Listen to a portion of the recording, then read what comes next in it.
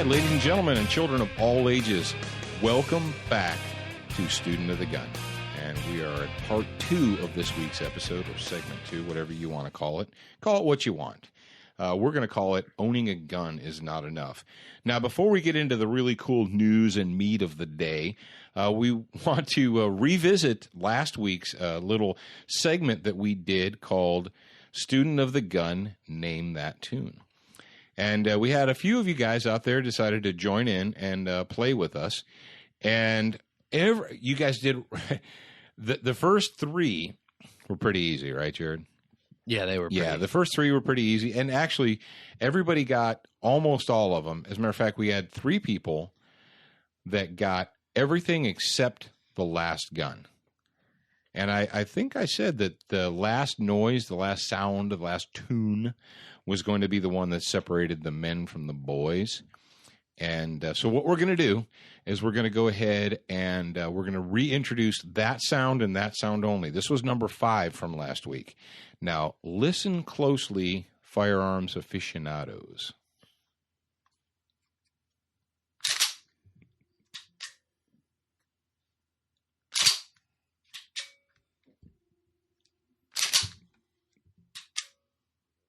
How's that, Jared?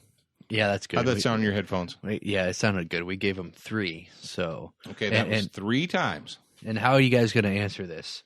Well, since the Twitter thing is, I made it too hard for you guys. We'll just post it on any of our social medias and just tag us, tag Student of the Gun, and I'll do the work. I'll go through them and do all that. Well, do you want to give? I'm a nice guy. Since nobody got the last one. So you want to go ahead and acknowledge what the first 4 were? Yeah, let's go ahead and acknowledge what the first 4 were. All right, the first 4. Number 1, AK-47. That was pretty easy. Most everybody got that. Number 2, all of you slick guys figured that one out. AR-15. All right. Number 3, a lot of you guys guessed Remington 870. It was actually a Mossberg 590, but we'll take pump action 12-gauge shotgun. Now, the last one, a lot of people said, well, bolt action rifle, Remington 870, not 870, 700. 700, yeah. That was actually my full-sized Mosin Nagant rifle. So number 4 was a bolt action Mosin Nagant rifle. And the last one, you want me to give them a hint and tell them whether it's a shotgun, a rifle, or a handgun for the last one?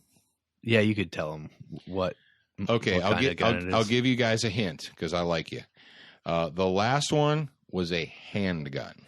It was not a rifle. It was not a shotgun. It was a handgun. And once you find out what it was, you're gonna be like, oh, I should have known that. I should have known that sound. So if you guys want to write in, tell us what's the number 5 in Name That Tune. Just tag Student of the Gun on Twitter or Facebook or whatever. You can write us a message if you want. Just get it to us somehow. You can email me. I don't care. But I thought that would be kind of fun. We thought that playing Name That Tune with gun sounds would be kind of cool. All right. Getting into the meat of it. Well, before we get into the meat of it, we need to acknowledge our good friends at Keltec, at Colt, the makers of the LE901 rifle, at Crossbreed Holsters, and, of course, Excess Sights. The fastest sights in any light. Thank you, Jared. All right. Now, this week has been an eventful one.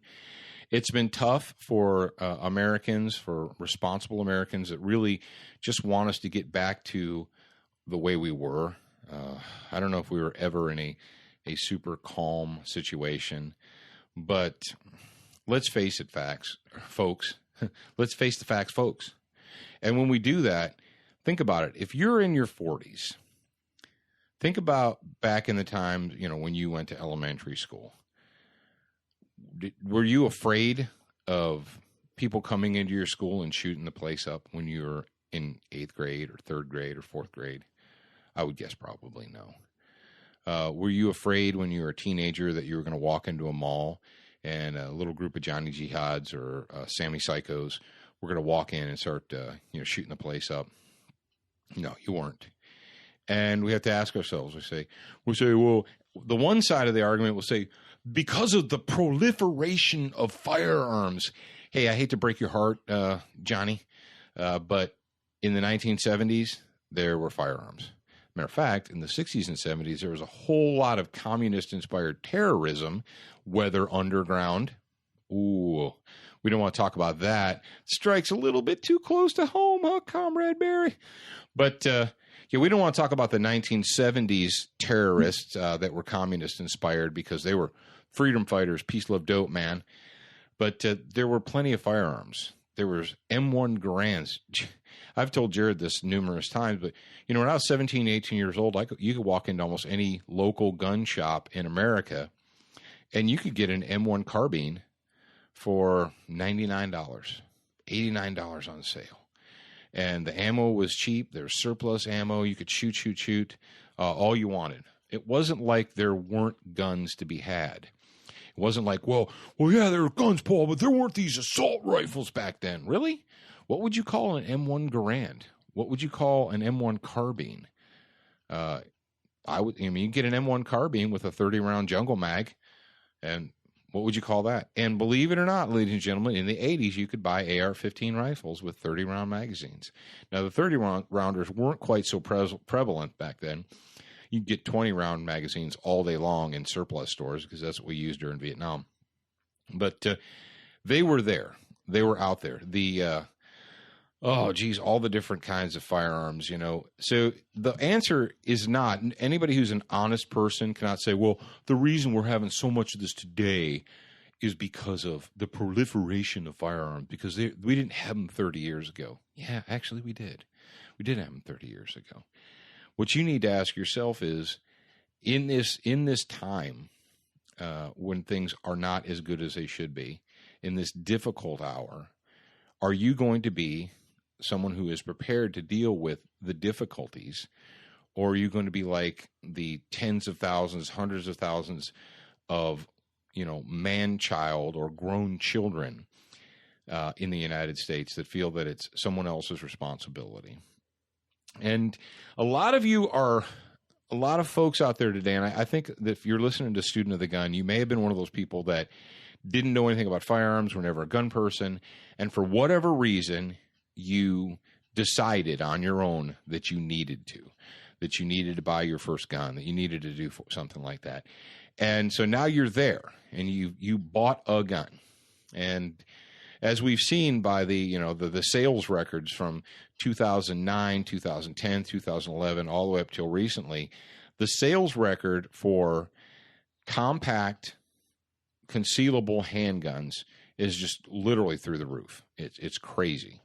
And these aren't all, you know, dyed-in-the-wool gun people that have always been gun people, and all of a sudden they're running out and buying pocket 380s. That's not the case.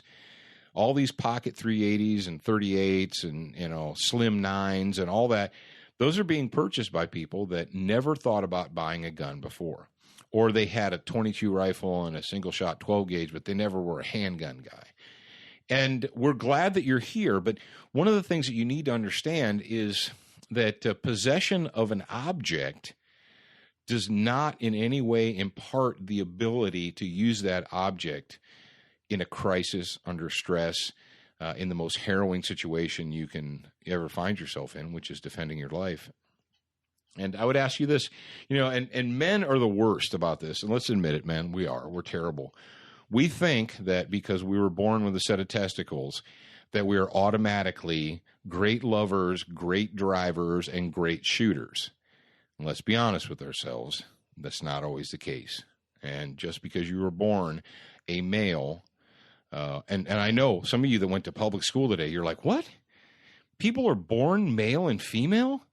I thought you chose that when you went to high school. I thought you got to choose what sex you were. They told us in my school that we could be whatever gender we wanted to be. No, freak boy. You were either born a man or a woman, a boy or a girl.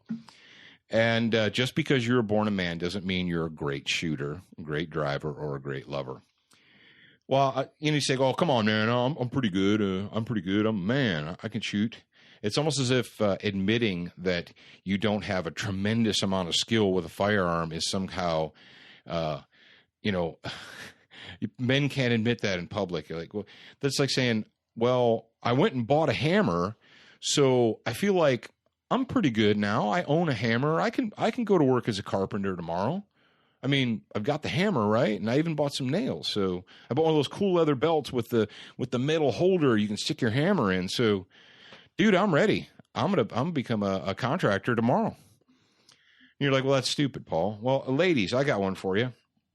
Does owning a stove impart the ability to be a good cook? You ready to get letters, Jared? I was just about to say you were saying it. You were thinking it. Yeah. Oh God. Yeah. Here come the letters. Lord, please be with us. And here's the thing: is women will not write in and complain. I haven't had none, zero. Actually, we've had positive feedback. Lots of positive feedback from women. No, the eunuchs are penning they're at their keyboards right now. All the eunuchs are penning letters. But does buying a car give you the skill to drive? Say, I got $10,000. I walk into a dealer, hand him the money. He gives me the keys to a car, and I'm good. I know how to drive now because I bought a car. You're like, well, no, Paul, that's dumb. You need to actually, how do you learn to drive? Jared, how'd you learn to drive? I just threw you the keys, you got in the car, and you kind of figured it out. Well, I turned it on, and, I ran into some trees, but eventually I figured it out. Is that how you do it? Yeah, I mean, no. No, that's not how you learn how to drive? No. You mean an experienced driver? Usually someone with a brake pedal on the other side. Oh, well, yeah, somebody with a brake pedal on the other side. Oh, what's the fastest way to get your teenagers to learn how to drive, folks? Driver's ed. Duh, Paul, that's a stupid thing for you to say. Well, I wouldn't just give them the keys and say drive. No, you wouldn't just give your teenager the keys to a car and say, you know how to start it, go ahead. You wouldn't do that, but you'll buy a gun, load it up, and fire 5, 6, 8 rounds through it and say, okay, I'm good to go. I'm ready to defend my life with this. Really? Really, are you? Well, I'm pretty good. I'll know what to do. That reminds me of today. I was talking to somebody and they said that they had no formal training. Yeah. But they can teach the classes that they were going to take. Oh, okay. Yeah. Well, the folks is the fact of the matter is I'm not trying to hawk training. What I'm trying to do is I'm trying to get you, the person who's listening to me right now, to realize that you are worth it, that you're worth the investment. And it doesn't matter if you go to Student of the Gun University or to TDI Ohio or Tactical Response, Gunsight, you name it. We've talked about all our friends at the different schools enough times. It doesn't matter where you go. What I want you to do is I want you to realize that you're worth the investment. And that's what it is. How many of you have taken, cooking classes or dance lessons or piano lessons or whatever? And why did you do that? Just because you're bored and didn't have anything else to do? Or did you want to improve your skill? And after you improved your skill, you went out and used it and you felt good about yourself. You increased your confidence, And that is what it's all about, really.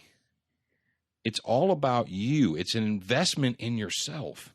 And what's really sad to me is that in modern America, we have so many adults, so many humans walking around that just for whatever reason don't believe that either they're worthy. Now, they wouldn't say it out loud, but that for whatever reason, they don't understand the value of investing in yourself. And unfortunately, a lot of people think that they should never, even though they might not say it out loud, that they don't have to invest in themselves, that it's not really their responsibility. That when it comes down to it, if things get too hard or too bad or too difficult, that someone else is going to be there and fix it. Well, I voted for Comrade Barry and all his Democrat buddies, and so now it's their responsibility to get me a job, to get me a house to live in, to give me food, to give me a phone, to get whatever. There are a lot of people in America that are like that right now. If I cast my vote for you, you have to fix my life and give me what I need. And I think we all know, or you should know, that is not the way to to preserve a nation. That's a way to crumble and destroy a nation. And what I would say to you guys out there is I would say to you, do you believe that you, man, woman, you might be 50, you might be 22, you might be 17, I don't care. Are you worth the investment in the time and the effort that it takes to get some type of professional training? Or are you satisfied with being okay or pretty good? We talked about, do you want a surgeon working on your heart and you say to the surgeon, well, are you a good surgeon? I'm okay. I would say I'm at least average. Would you go to that guy? Would you lay down on the table for the surgeon that's like, well, I'm pretty good. I mean, only a small number of my patients have died, so I'd say I'm pretty close to average. Or do you want the guy that has a 99.9% success rate? I don't know about you, but if I was going to lay down and let somebody cut me open, I would really rather have the guy that has a lot of faith and confidence in his abilities. Well, maybe I'm just, maybe I'm a snob. Maybe I'm arrogant. Maybe I'm a snob. But if you get nothing else from this, I want you to realize that you are worth the time and investment. And what does that lead me up to? That leads me up to the discussion of what happened in Las Vegas this week. And you should know that two clowns, two pieces of human filth, we're not going to say their names because we don't believe in promoting scumbags on my show. But two scumbags decided to go on a rampage and murdered two police officers in a pizza joint, then walked across the street and it wasn't just they shot them and everyone's like, holy crap, what happened? And they ran out and they were gone out of the restaurant before the patrons knew what was happening. No, that wasn't it at all. What happened was that they murdered these police officers. And then they took the time to go over to them. We talked about it last week, and we told you last week we weren't going to get too deep into it because we only had a small amount of information. Well, obviously, there's a lot more information now. They took the time to go over to the officers to take their guns and ammunition off of them, and apparently they had brought with them flags or banners. I believe they used the Gadsden flag, but they also they had Nazi propaganda or swastikas and stuff like that. My point is this, is they didn't just shoot these dudes and run. They shot them, and then they went about this little ceremony thing, right? And there was nobody in the restaurant. And you're like, well, it's a good thing that they didn't turn on everyone else. Well, yeah, it is a really great thing that they didn't do that. And the only reason that the people inside of that CC's didn't get killed was luck. It's because the people that had the ability, opportunity, intent to commit murder didn't turn on them. Luck, sheer luck. Nobody confronted them. Well, then they left out of there. They went across the street, across the way into a Walmart. They walked into the Walmart. This is a male-female combination here. And what we got now is that the male fired a gun up into the ceiling and announced, this is the revolution, or the revolution begins, or some kind of bull crap. These were two drug-addled scumbags. They weren't Tea Party members or what have you. But these are two drug-addled scumbags. And you know what, as a quick aside, Jared, I think it's really twisted and sick that all of a sudden the mainstream media has decided to jump on these people as this is what the Tea Party is all about. But then when what? Who? What happens when a theater shooter? Yeah, the theater shooter. The who else? The guy in Phoenix that shot Giffords. Gabriel. Yeah. Giffords. What about the guy in New York? Yeah. When all these registered Democrats and members of Occupy Wall Street, when they go ape crazy and start murdering people, the mainstream media seems to ignore that they're like, oh, no, there's no connection between them and being registered Democrats, nothing at all. But when somebody who went to a Tea Party rally does something bad, see, you can't trust those people. But anyway, the media disingenuousness aside. So male scumbag fires around into the ceiling, says, this is the revolution. And in the Walmart at that moment in time is one Joseph Wilcox. Now, Joseph Wilcox was carrying a gun legally. He had a concealed carry permit. And what's funny is in the after action, they talked to his mother, and she said that he didn't carry it all the time. He just did it sometimes, but that just recently he had taken to carrying his gun again. And in the story, one of the stories that we found, they said that that he had a friend with him. I believe the friend's name was Jeremy, and he gave a detailed instance or a detailed report of what happened in there.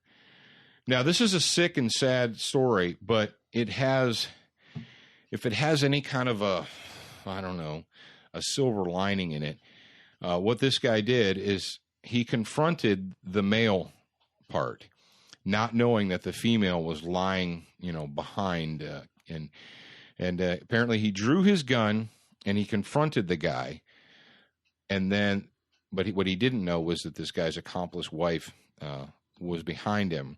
She drew her gun and shot him, and apparently it was in the back of the head, because it said that she fired one time and died. And so what we've got right now because of that is we have two sides. We have the Las Vegas Police Department, which is saying that this guy was a hero and that he sacrificed himself in the effort to save other people's lives. And we genuinely believe that to be the case. We here at Student of the Gun commend him and give our condolences to his family. But unfortunately, and the other side, the far left side, is like, see, there's no point in even being a concealed carrier. All you crazy citizens that want to carry guns, look what happened. He shouldn't have done that. He should have just been a good witness, because that's what you should do. You should just hide and be a good witness. And, I think if you're listening to the sound of my voice, you don't believe that that's the case either. You're not I'm just going to hide and be a good witness person. But there's the other side of the coin, or there's like a group of people that are on our side, but have come out with the reasonable stance here lately. And they raise the question. They're like, well, maybe people with concealed carry permits shouldn't intervene. Maybe gun carriers, citizens that have guns, should only do it if they're in direct jeopardy. If they're, I guess, about to be shot. I don't know, how long does it take a bullet to exit the muzzle of a gun and hit your face? Not very long. How long does it take a psycho to turn 90 degrees from facing away from you, face you, and shoot you? 2 seconds? So I'm not really sure how that logic plays out. They're like, well, the last thing you should ever do is draw your gun. You should try and hide and run and get away. And only after you aren't able to get away, then you should use it. That is the advice that's being bandied about this week by people that are in the gun culture. And what I would say to them is, I know where you're coming from. You want to be reasonable. Everybody wants to be seen as reasonable. And what a lot of you folks out there that have your concealed carry permits, you've got your permits, you've got your guns, you went out and did everything legally, you researched it, you got a gun, you got a holster, you maybe went out and bought a crossbreed holster, what have you. You might have a Car P45 or whatever, and you're carrying it religiously. You got it with you. Good on you. And you're thinking to yourself, I know you are, you're like, what if it would have been me? What if I would have been in Walmart or shopping center or what have you, and that same thing would have happened? And a lot of you folks are probably thinking to yourselves, that could have been me, and I would have done the same thing. I would have drew my gun and confronted the individual. Now, what we don't have in our possession is the exact way it went down. We don't know whether Mr. Wilcox drew his gun, pointed it at the bad guy, and gave him commands. You, drop the gun, get down on the ground or whatever. We don't know. What we have from his friend Jeremy, Jeremy says that he was with Mr. Wilcox. He said he was with Joseph. He said when he saw it go down, everyone was running, and he said, what did he say? He said, I'm going to stop him. And he drew his gun, but Jeremy said he drew his gun and he confronted the bad man in this case. But before he had the opportunity to shoot the bad man, the female accomplice snuck up behind him and shot him once with her firearm. Okay. Now, I don't want to hypothesize. I don't want to just grasp at things. But what do we know from this situation? Well, we know, number one, that in a situation like this, we get an adrenaline dump. When you get the adrenaline dump, you get tunnel vision. That's just natural. That's what happens. You focus on the danger. You focus on what's going on around you. Or not around you, but I mean in front of you. You see the danger, focus on the danger. Now, you're like, well, what was he supposed to do? Just shoot the guy? Well, I don't know. I wasn't there. But what you guys are saying is, man, maybe, I always thought that if somebody came into a store with a gun and was threatening people, that I would take my gun out and I would stop him. But now maybe I might rethink that. And what I would say to you is, don't rethink your will and desire to protect the innocent. If you have the will and desire to protect the innocent from the evil, that is a good thing. Don't be ashamed of that. Don't think, oh, maybe I'm wrong. Maybe I shouldn't have this desire to protect evil or protect innocent from evil. But what I would say to you is this, you're saying like, well, what do you do? How do you prepare for a situation like that? And a very, very astute student of the gun, I'm sorry, I don't have the name in front of me right now. I apologize to you because you're probably listening. But one of our students of the gun sent a message on Facebook, and he's like, Jared, can you pull that quote up for me? Because I don't want to mash it too hard. The guy who said about turning around and stuff. And this is a very pertinent thing, because I think a lot of you guys right now, you might be second guessing, and girls too, but you may be second guessing yourselves, and you might be thinking, ooh, would I have been able to do something different? Would I be able to use the gear that I have to not only save innocent lives, but keep myself alive too? And there is no, I tell you what, there is no greater love for a man than to lay down his life for his brother. And I didn't say that, someone far greater than me did. But there's no shame in that. And this guy, and it's sad that he died at age 31, but he died in the process. And, a lot of people, these CNN puke faces are like, opining about how he should have never gotten involved and so forth. But if he was in a camouflage uniform and he died trying to protect innocent people from evil people, would we say something different? Would it be a different situation? Would they have said, oh, well, it's okay. He was in a multicolored camouflage uniform and he died trying to protect the innocent. So that's good. Go team. We'll give him a flag and all that stuff. But you're just a peasant. You should remember that. When people talk down to you like that, when they say, oh, don't get involved, what they're basically saying is you're not worthy of preserving your own life. You're a peasant. You need to just shut up, pay your taxes, and do what we say. They might not say that out loud, but that's the implication. Jared, you got it? I think it was on the mobile app and my phone. No, it wasn't on the mobile app. It was on Student of the Gun, our Facebook, the official Student of the Gun page on Facebook. You sure? I can't find it. Well, I tell you what. Why don't you go ahead and talk to the folks real quick, and let me mouse over. All right, you like how I put them on the spot like that? Yeah, you mouse over, and I'll talk to the folks real quick. And I just kind of recap on what Dad said about these people. I've seen a lot of people addressing this situation in Las Vegas about this concealed carrier trying to save the lives of the innocent. And they're saying, oh, you should just protect your own. You should just protect your own. And which, yes, you should protect your own, but why not be selfless for once? There's entirely too many selfish people in this nation, and it needs to change. That's why we're in this position that we're in. And I'm just really repeating what Dad said, but No, you're right on the whole. Well, if it's not me, then I don't care.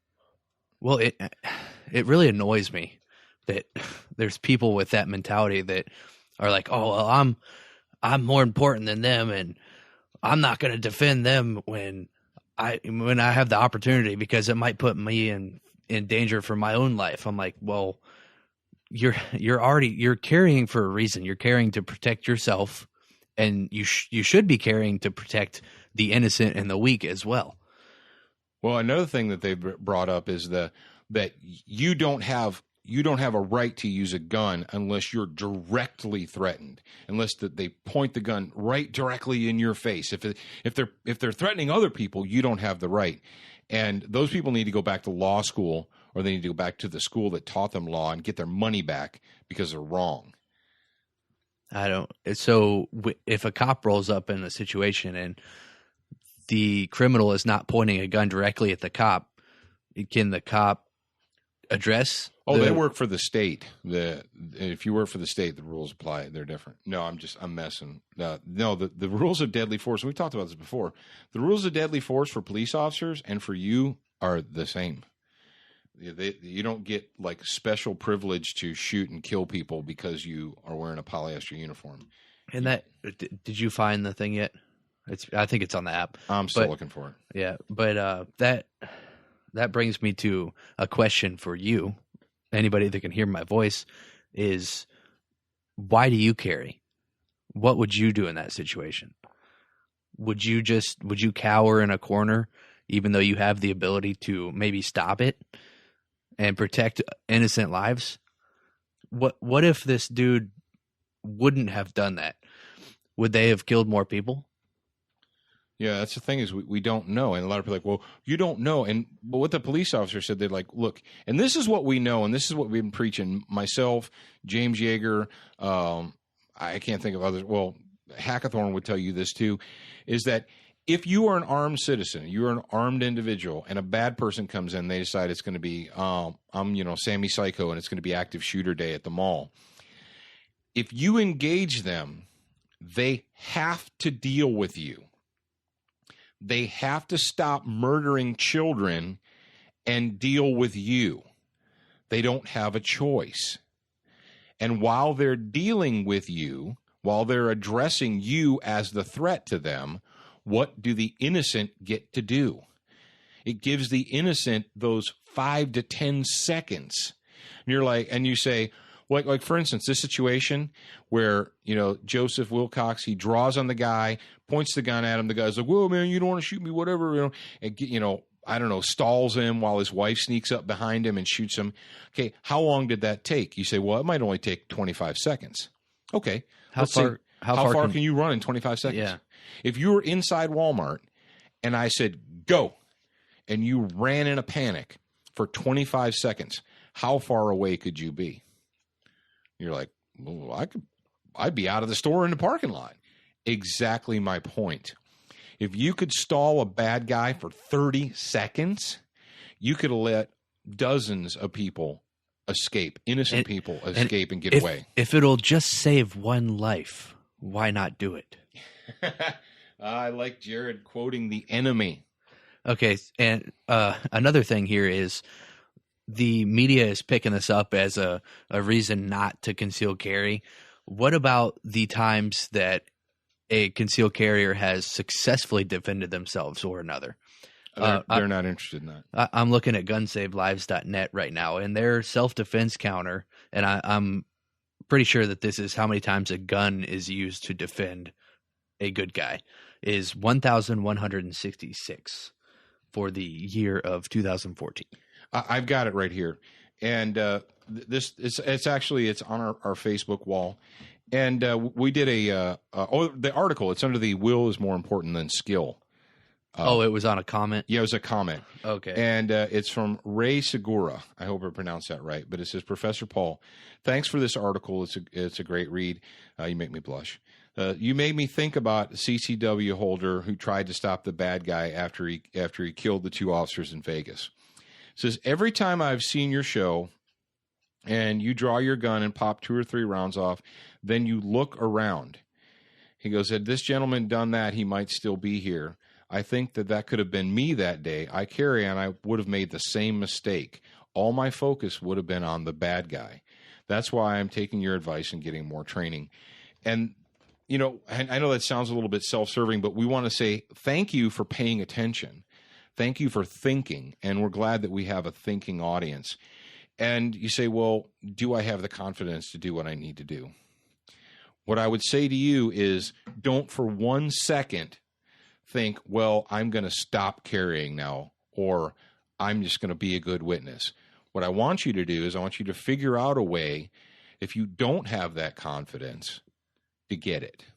And real quick, I want to bring something up. We're coming to a close here, but we've had some people criticize, and I use that with quotation marks, Dad for yelling at the target when he is practicing and, you know, saying stop, because that's what you would do in real life. And here's a newsflash for all you people that didn't know. You do what you train to do. You do what you teach your muscles to do. That's what you're going to do when you hit lizard brain mode. And I don't know how else to explain that. No, yeah. The long story short is, in a crisis situation, in an adrenaline dump, you're going to do whatever skill. You will use the skill that you have mastered.